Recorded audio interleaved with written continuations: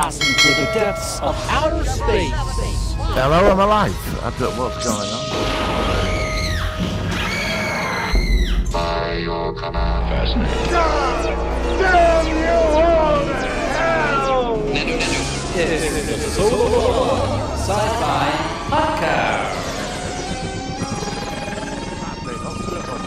So we've had a sabbatical at the other side of the galaxy, and from New Jersey, America, I welcome Tom. Hey. And from Portsmouth, no bus station in the background this week.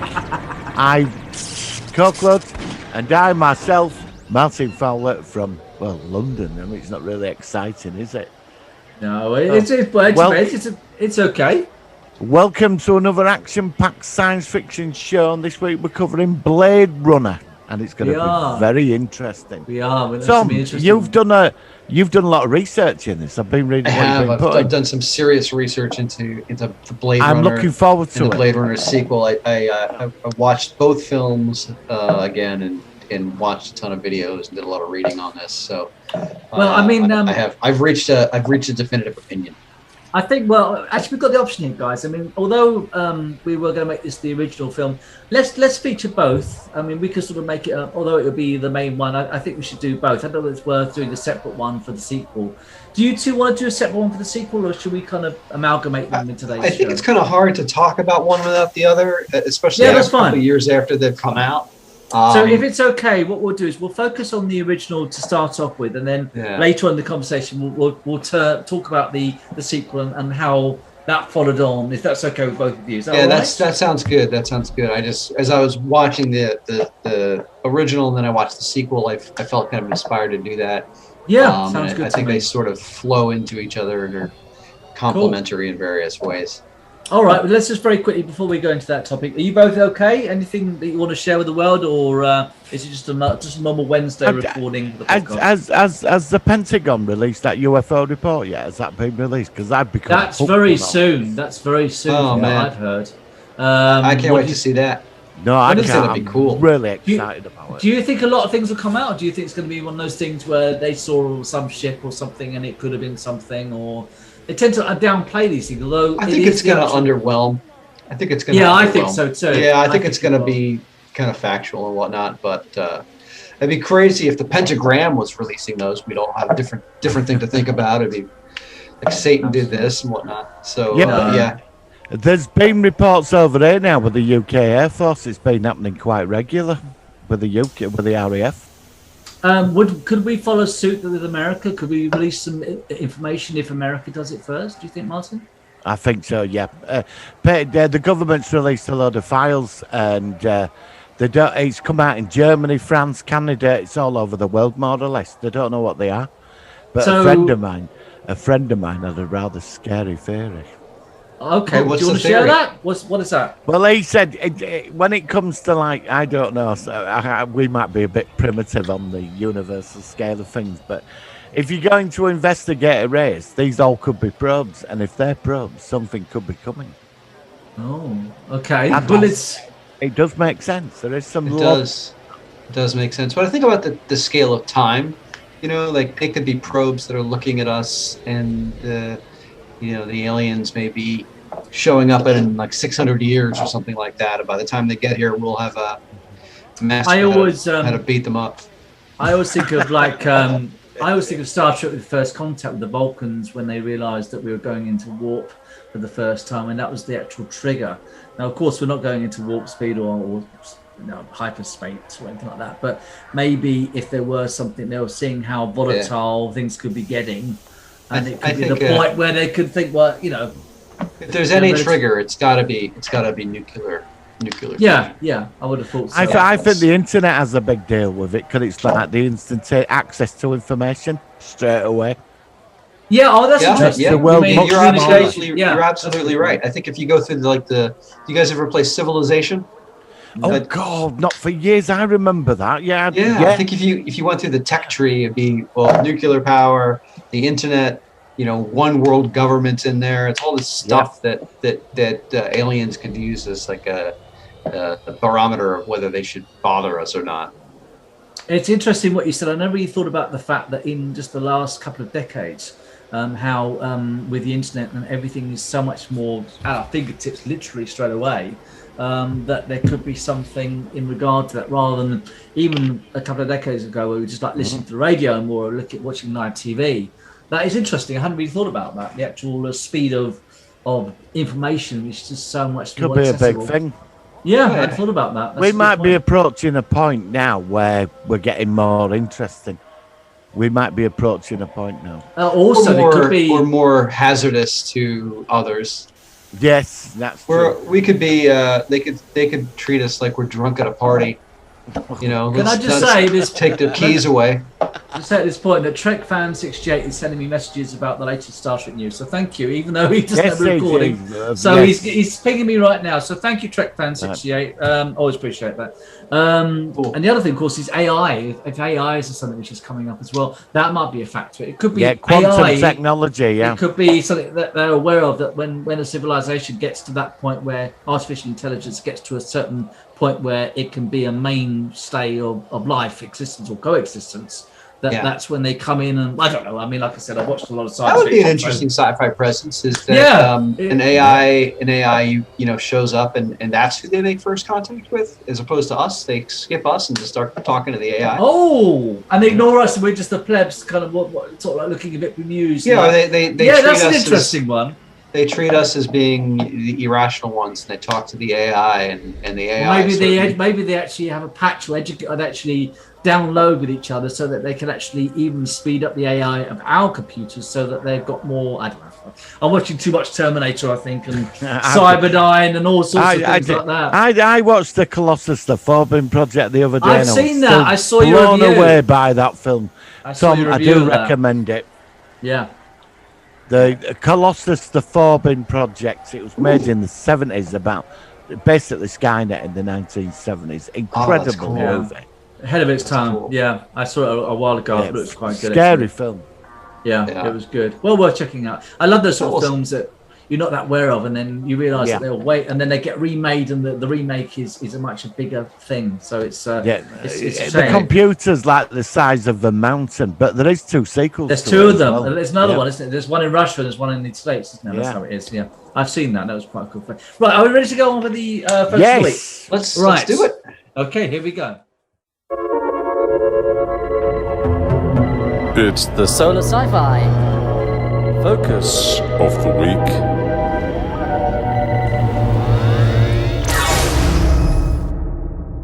All right, this is a film which is a classic. It was made in about 1982. It was with Harrison Ford. It was with the. It was set in 2021, I think it was, or 2020. Might have been. It was very close. I know to it's now. already the date has already I passed. think it was last year. 2019. I think it was. I know, 2019. you're right. I think it was 2019 because. Yeah, because the um, sequel's 2037, isn't it? Yes, yeah. Yeah. And it's a real classic film. It's how would you describe it? Let me just ask Martin this week. How would you describe Blade Runner for the people who are not familiar with it? Blade Runner's a weird one for me. That's what's hard to explain. Yeah. I never saw it at the cinema. My dad rented it out on VHS, and then over the years there were, how do you say it, different cuts and different endings. Yeah. and, There's the director's cuts and all sorts. So I don't yeah. have a favourite, but I think the storyline is spectacular. But the Vangelis music is just, it's the music is just Music is a mind-blowing. very powerful influence in the whole film. and the sets. yeah, I Blade agree Runner about that. Yeah. is such an influential movie. It did bomb at the cinema, but Did it? it didn't do that well. I don't think it did. It didn't air. But there's something about that film. It's dark, and it's where humanity is going to be in 100 years' time. Yeah. And the artificial life forms. I was actually rooting because I've watched bits of it before this podcast, and I actually started rooting for Rutger Hauer. Yeah, I it was such really a did. tragic character. What a tragic Yeah. character. You know, you can get the perspective of why he's acting like that based on the situation that his Survival. life is in. Yeah, he is. They're hunted Yeah. down. They're being targeted and destroyed. Yeah. So he's actually like He's he's really really- give a damn. He's really the main character. Sorry. That's You could all argue about that- it. you could argue that Rutger Hauer is the main character. Yeah, he's. I think you're right. He's a very sort of. I always think that the music that in this scene where he's sort of sitting there in the rain. Again, going back to what Martin said, the music is one factor I really love in the film. But I think that his character, because of course when you start watching the film, you don't really get the background of why these. Well, you know that they're being hunted down, but it slowly emerges as to why they're tragic characters and why that you can feel a lot of sympathy for them.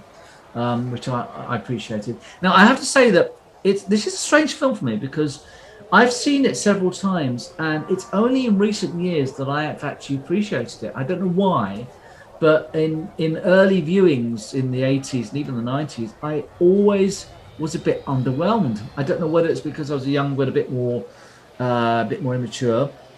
I don't know whether you had to have a sort of mindscape as to actually why you would appreciate it, but it's only in recent years that I've watched it and I actually really realized that it is a very, very good film.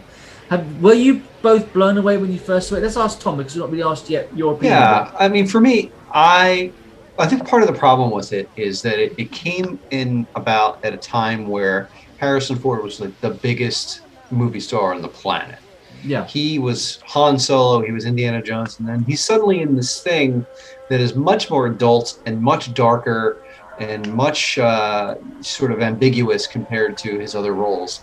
And people probably were thinking they're going to walk in and see Han Solo, and they see this guy who's got this big drinking problem, and the story is very dark, and he is shooting people in the back as they're running away, and stuff like that. So I think that the film itself was kind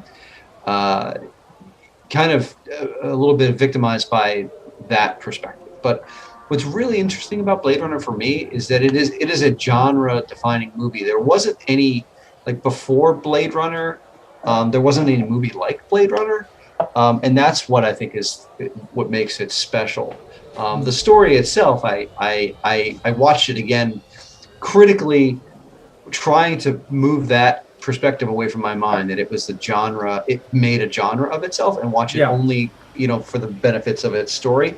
And it's a very strange story, and I don't even quite know, if Harrison Ford wasn't in the movie, it would probably be a lot better a movie. That's interesting. So you really think he detracted from the actual movie itself in some way? I do. I think that if the movie was about the replicants and you spent more time with them, and Harrison Ford was potentially like a goon in the shadows that was much less focused on, then I think it would have been for me a better movie. Like there's scenes in it where it's focusing on the replicants, but they come to Earth for a reason, and then for some reason some of them get jobs. I was very confused by that. I was like, why is this lady dancing with a snake? Yes. I think that's one aspect I agree with. When I first watched it, even the first few times, I found some elements of it a bit confusing, which kind of pushed me a little bit away. It's only when you've watched it several times it kind of comes together a bit for me. And maybe that's one aspect which might have put some people off on first viewings. It's definitely a film that you need to see at least one or two times again to really kind of click with the whole situation, the whole story. At least it was for me. I mean, what do you think about that, Martin? Did you think that was quite hard to get into, or did you just... I totally... when I first... I think I was about 17 or 18 at the time. I think the first time it sort of went over my head. I don't want to say this because the film... I appreciate it now, I really do. But when I first saw it on, it didn't really... there were moments where I was bored. Yeah, but and then when this director's cut come out, I were in my 20s, and I watched it. It's something switched because I read the book then. So that would give you some insight into it. Yeah, Dream or something. Right. So and that put the other perspective. When I watched the director's cut, one of the many director's cuts, I really appreciate the film, and I have to say, Blade Runner is a classic film, but I think it's only for a certain audience. And I'm not knocking it. For me, I appreciate the film because I love science fiction. I found the film it was dark, and I agree with Tom. After seeing Harrison Ford as Han Solo and Indiana It's a bit Jones, of a strange, it contradiction. was a bit of a strange one because but what I like about the film is human society. Even though they've got the technology to go to the stars and all it's very like human problems still exist. One thing actually, it reminds me a lot in many ways, although it's in quite a lot of a different setting. It reminds me a bit of The Expanse, even a bit of Tom's books, the Timberwolf books. Yep. I could see a parallel with both of those. Oh yeah. That kind of darker universe. Yeah, both of those have that kind of similar aspect of the darker universe. That is really amazing. You mentioned that because I've picked up, and you guys have picked up, so much osmosis of the things we've seen over the last 40 years that it's impossible not to have those elements in the things we like and the things that we write about and think about. So that's very true. I think that the Expanse and that the genres that themselves, sort of gritty, sort of dark, gritty feel. It's not the perfect universe, even though there's some technological aspects. That's the way I interpret that. And the thing is, and you saying that as well, Martin, that perhaps I've appreciated it more in recent years because I've watched the director's cut, and I can't really remember the differential between the original cut and the director's cut. So maybe that's why the most recent time I saw it was about 2 or 3 years ago, I actually appreciated it more. So it's possible that's why in subsequent viewings that the way that the director's cut is made is more accessible, at least to me. I don't know. Yeah. I mean, I'm sure there's some purists and stuff. And I chose for my background today on purpose the Indiana Jones. I mean, this is the Harrison Ford we know from the 80s. Yes. And that was like not what people got when they showed up. It was this guy who was somehow, for some reason, he falls in love with that replicant, and they've only met like twice and they have no chemistry. That was strange to me. I thought that was a bit straight, a bit sort of like it didn't really work for me, the way that he literally was just like love at first sight kind of thing, or whatever. Yeah, I don't even know why the head of the company introduced him to her. I was like, why is this happening? Yeah. What does this have to do with? They said they want the one version of the film where he come out being a replicant or something, the swans and all that. Yeah. Because there was something, I might be wrong, but that's what I remember. It's the unicorn. I have to say, I was going to say, I keep thinking about Red Dwarf made an episode based on this as well. Do you remember that episode, Martin? It was the Back to Earth one, where it was back on Logan's Run. Not Logan's Run, on this film. I've gone blank. What's this film called again? Is that where he's Jake Bullet or something? Yeah, it wasn't. It was an episode where, and they had the bit of paper that they twist up, and it was based on Blade Runner. Yeah, he's coming back. Yeah. And so it's funny how that aspect was used in another film. But going back to this film, sorry, I'm going a slight tangent here. It is curious how I'd like to know how well it was. I mean, it's a classic, but did it make a lot of money in the States? No, it failed at the cinemas, and only became much more appreciated later. Yeah. So it's a bit like The Thing, where The Thing didn't do very well, but it's now considered a classic. Kind of yeah. Yeah. Although right. I was going to say, I have to say I do prefer The Thing to Blade Runner, although I do like Blade Runner. I think with films like that, because normally when you get space stuff as warp drive and it's all quite colourful in some movies, when Blade Runner come out, I don't think the audience was sort of ready for it because it was this dark and gritty society. Basically, it was today 100 years on or whatever. And so perhaps... I was going to say, I don't think people got that. I mean, there is resemblances to Firefly in this world. I know you're watching Firefly now. I've seen the first 2 or 3 episodes. World. Yeah, it's interesting. I mean, like I said, I'm finding it. I've only watched the first couple, 2 or 3 episodes. It's all right. I've not really fallen in love with it yet. But then, it's only 1 season. But I'll certainly watch them all. Yeah, I love Firefly. I think it's. Did you like it? I mean, did you both like that from straight away, or did you take? I loved it the minute I saw it. Yeah, I've not got there yet, but I've only seen about 2 or 3. I like all the Stargate actors in it. That's fine. Like George State and What also strikes me about Blade Runner is it, to me the story was not focused on the right folks, but also it describes the off-world colonies in such a way that we never saw it though, did we? We didn't really see it. I'd like to have seen a bit more of that. That would have been interesting. I would have loved to have experienced. What is that? Why are they? show me that a little bit, that would have been pretty cool. Because But it was just focused. Was it Los Angeles? What was the city it was based in? Yeah, it's based in Los It Angeles. was so that was the only thing we saw, and so like I said, it would have been interesting. As you just said, it would have been interesting to see what the actual humanity Right. is out in the stars, or colonization. And I think we might have seen that because there's 4 films that's meant to be set in that universe. Yeah. What's the other? Soldier? yeah, what's that all about? Soldier, Outland, Aliens, and Prometheus. Yeah. Oh, Rumored. Soldier, there's a police car in the Kurt Russell. Soldier, there's a police car in the junk site. In Aliens, or is it Alien 1? It's one of the Tyrell Corporation. You see it on a computer screen. Yeah. Outland is meant to be, with Sean Connery, is meant to be one of the corporations out on one are of you the saying? So you're saying they're all linked together? Is that what you're saying? Well, apparently so, yeah. But I mean, yeah, a lot of the fan base is saying, because Outland is set in a very similar environment as Blade Runner. Oh, Where was Outland set? I forget. It's one of the. It's like Saturn or something, right? I think it could be set. It's one of the moons. That's the one with The Sean mining Connery, isn't colony. it? I've not seen it for years. Yeah, I know but the one it's you worth mean. taking a look. Apparently, there's something in there that says there's like Easter eggs in these movies, and Yeah. Prometheus as well. But Tyrell Corporate is mentioned in Aliens or Alien. You see it on the Right. screen. Okay. But that you know what they do? They put Easter eggs in, don't they? Yes, You they know? do. They're sort Yeah. of like it's an in joke, but then you. But Fans it can would look- be good if it was all connected. I think it'd be awesome. Yeah, well, it could be. I mean, like I said, I'm not sure. I mean, what they've done with the Alien franchise, I'm not so sure about that.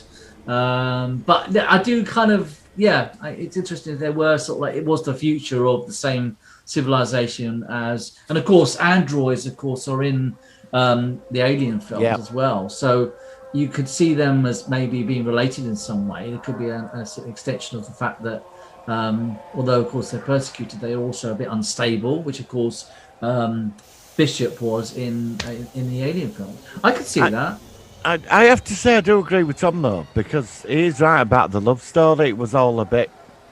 I think that's why I Didn't lost really interest feel. in the film. Yeah, it didn't really click. There for was me no at all. passion there, was there? No, it it- was just Yeah. very clinical. I Something like a bit odd about that. I like the opening with the eyeball and that interrogation. You know, when that guy's been into with all the eyeball, Yeah. like the cameras. You know what's Very cool, Terry interesting Gilliam. about I think my big takeaway Blade Runner is that I like the world of Blade Runner than the actual story of Blade Runner. I like the Okay. things in it. Like I like to be there. I'd like to do other things. I'd like to learn more about it. I like walking around in it, but less so if you think about the story. I mean, there's some neat stuff in it that's really cool. Like the whole. Remember they find that guy he makes those toys. Yes. And that's how they Yep. sneak into Oh, Tyrell. yeah, yeah. That creepy was guy. that Yeah, was it's creepy, really wasn't it? cool. Yeah. That actor, he's in so many sci-fi things. Yeah, but, I know him as well. I know. I just see his face now, but I can't think Yeah. what he's been in, but I do recognize him. He's one of those. Yeah, guys. he's a Yeah. American Southern accent. That was so cool. But overall, I thought for me that this whole, if you looked at it today, if that movie came out today and there had been kind of Blade Runner-esque experiences prior and it wasn't a new genre, people Yeah. would be like, okay, it was all right. It was fine. It would probably be a 3-star movie. 3 out of 5. yeah.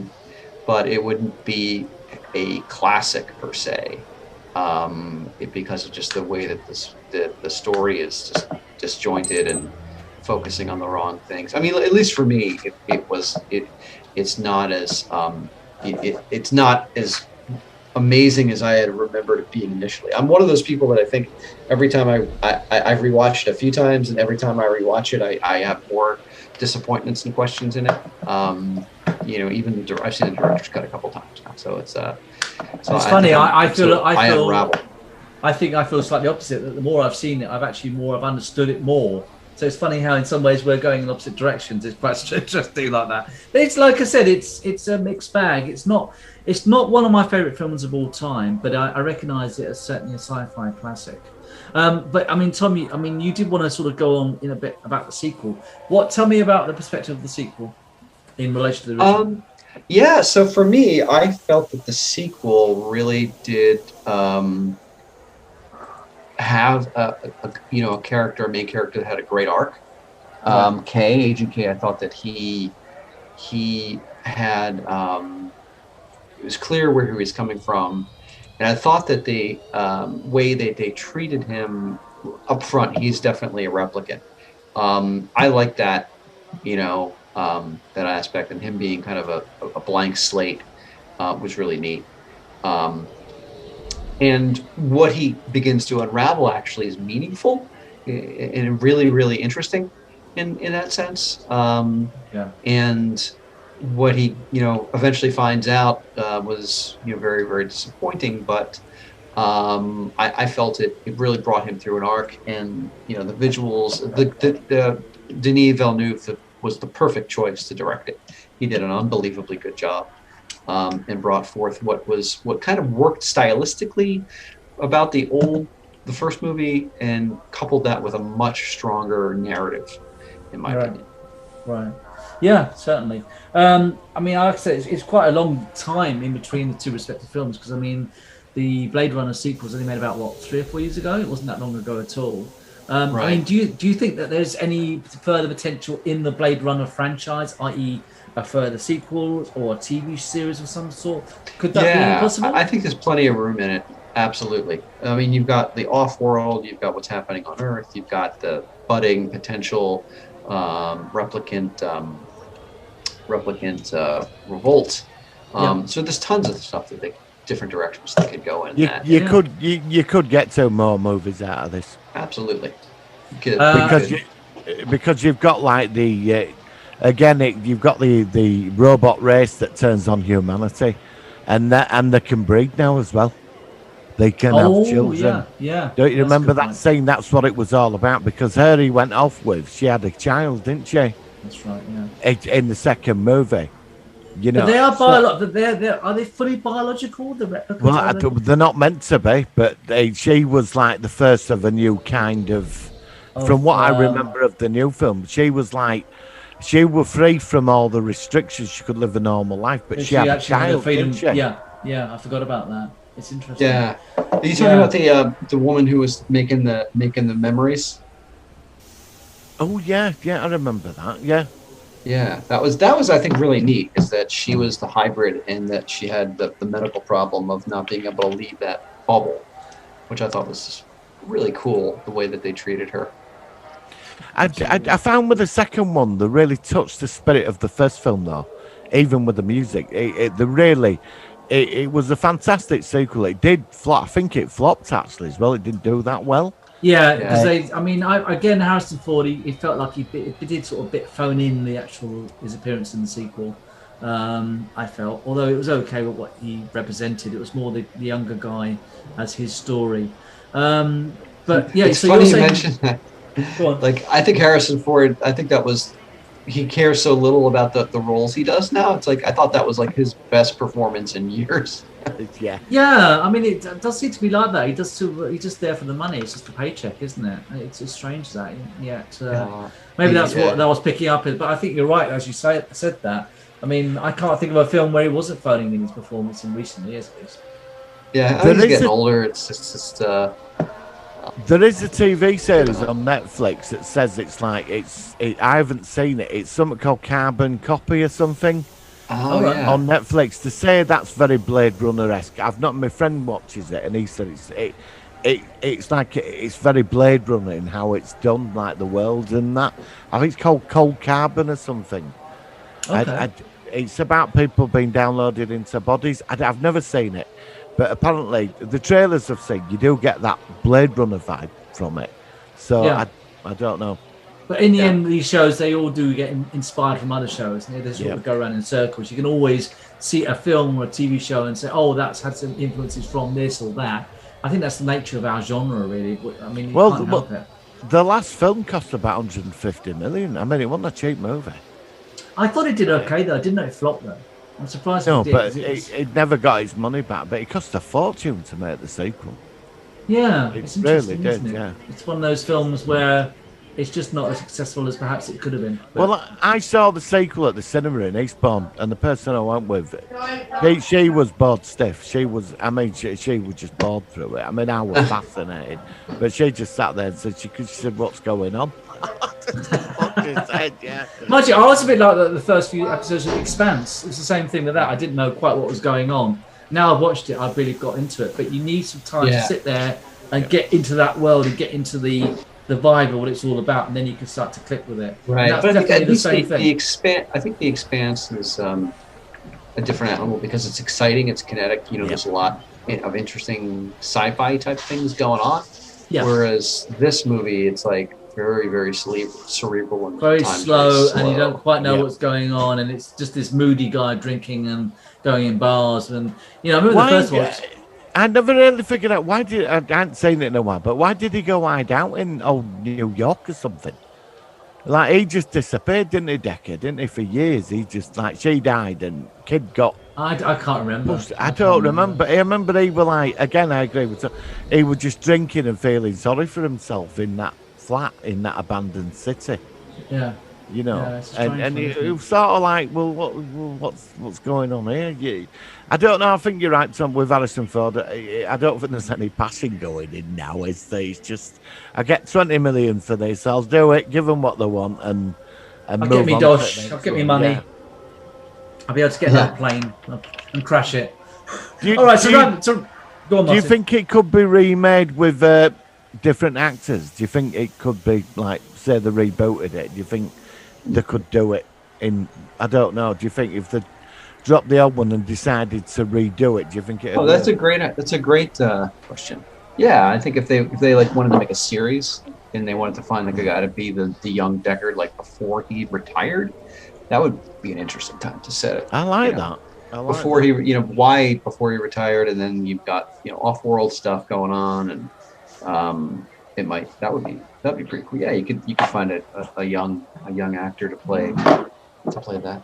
Yeah, I think they could. Well, I'm surprised it hasn't actually been pursued as a TV series of some sort. But maybe, as you say, if the actual recent version didn't do that well, and the original wasn't, although it's a classic, it's not. It doesn't. If it doesn't bring in the money so much, it might put off the producers of creating. Well, they could do it. They could do it. Amazon spent 440 million on the Lord of the Rings series. Yeah. It's the most. So I mean, Amazon are splashing the cash. It's the most expensive series, but I think it's coming this year. I'll have to watch that. million Yeah, for a Yeah. TV series. Well, that's pretty. Yeah, impressive, the money that's going into television nowadays is. Well, is we've said it. I mean, there's becoming a blurring now between TV and film. Now you often you're watching things, you don't know whether you're watching. I mean, I'm going to talk about that a bit in the news in a second as well, about a couple of things. But so to wrap up for me, certainly a good film. It's not one of my favourites of all time, but it's certainly a cult classic. I'm glad I've seen it many times. It's funny, I like it more now, perhaps because I see the director's cut compared to the original. So thumbs up from me. Let's finish off, Martin. What do you think? Same for you? I think it's for a specific audience because we're like hardcore sci-fiers. I think it's for people like I think we appreciate it, but for like mainstream, I'd think a lot of people probably just switch it off. I'm not like saying bad about, but there's it's just the nature of the way. It's not going to get it, It's just how it is. I think it for a certain audience it works. And finally, Tom, do you agree with that? I think that it is genre defining, but on its own is not as great a movie as everybody remembers. Yeah, I think I'm like you're the agree with opposite. that.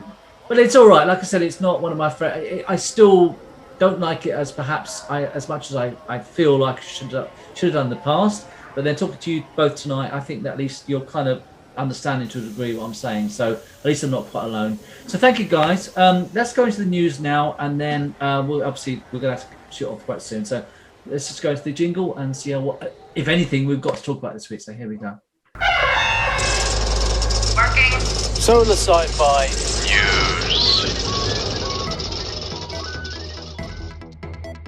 Right. So news this week. From my perspective, again, there's not a lot going on. We have now had a Star Trek Picard new trailer, which I think was released last week, but obviously it's the first time we recorded. It was a bit of a surprise. First of all, guys, have you both seen it? What do you think of it? Well, it came out of nowhere, that didn't it? I was sat watching YouTube one night, and it just. Actually, I sent you the link. And I thought. I think I sent you the link. I think you did. It just came out of nowhere, and I watched it, and I thought, "What's going on here?" I have to say, John Delancey has amazing presence in anything. Yeah, you can't fault he him. does. Yeah. And when he said Mon Capitan, it garnered my interest. I quite like the trailer. It looks it looks like they got their act together. I like the scene with Jerry Ryan looking in the mirror, but is she the next? Borg implant's gone. Yeah. Is she a Borg queen? So something happened within the last series. I think there could be potential here. I really do. I said I think it might actually have like a Star Trek 4 quality to it, because they seem to be in Los Angeles, present day, to some degree. I don't know if it's going to be a comedy like that was, but that kind of struck me. Yeah, I mean, Star Trek 4 was in San Francisco, but I know what you mean. It was like a contemporary thing. It was more light-hearted. It could be. It could be interesting. John Delancey he's aged really well. I think he does. He does. Yeah. He actually looks very good. He just looks more distinguished. I mean, obviously, some joker's gonna say, well, why isn't Q still young? He can be whatever. Look how. I reckon you'll see a scene where he's de-aged. I think you will see a scene.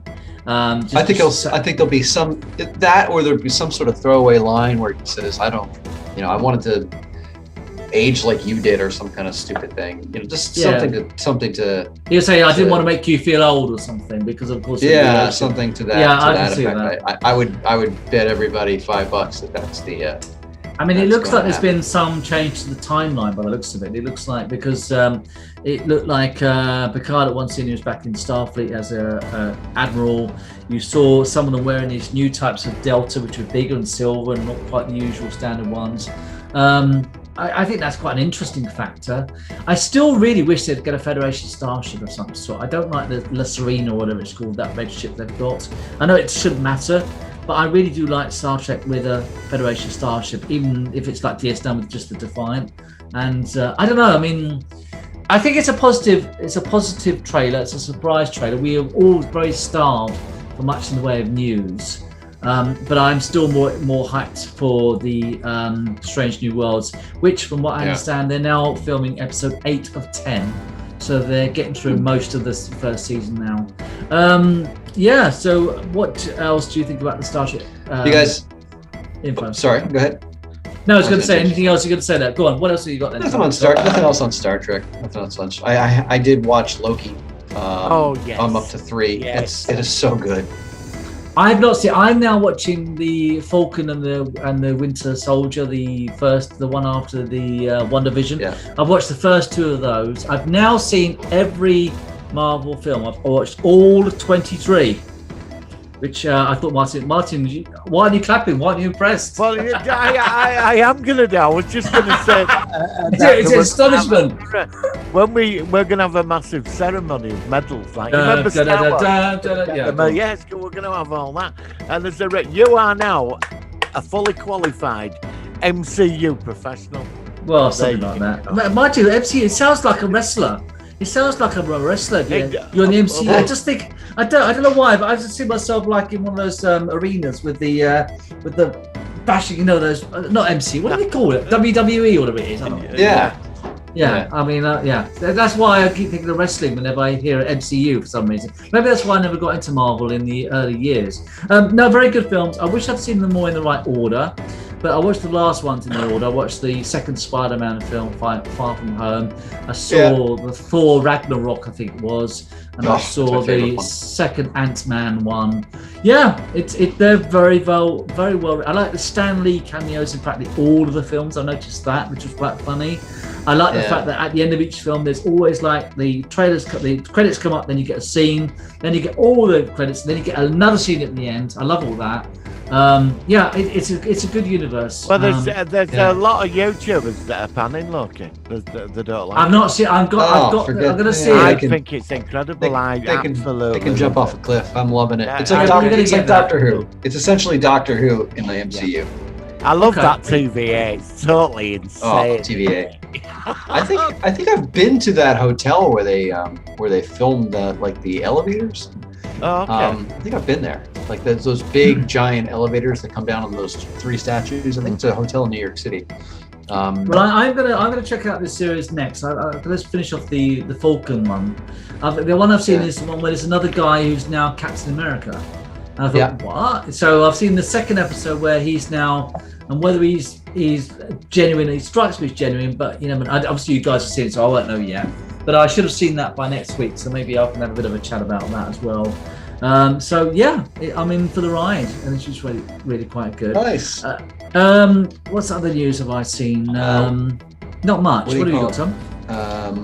The Black Widow's coming out next month. It's going to be kind of fun. Yeah, you mentioned that. I saw you mention that. Yeah, but that's a character I'm not familiar with. That's not something we've seen. Is it the Black Widow? It's she's Scarlett in the Johansson in Avengers. leather, She's in the so it Avengers. can't be all bad. That's the only reason he's watching it. Have you seen the Suicide Squad 2 trailer yet, Tom? I did. I hope I that's. found the new trailer was very good.